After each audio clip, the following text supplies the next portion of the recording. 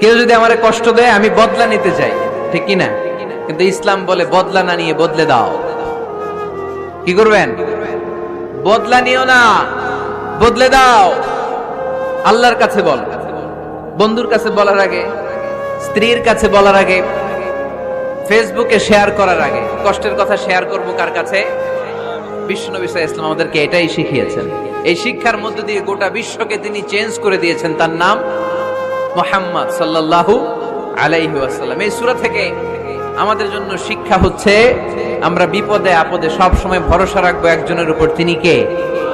আর মনে রাখতে হবে the grief isn't permanent, the struggle isn't permanent. এই পৃথিবীর কোনো দুঃখ কষ্ট আর সমস্যা এটা পার্মানেন্ট নয়। সমস্যার পরে সমাধান আছে, দুঃখের পরে আনন্দ আছে।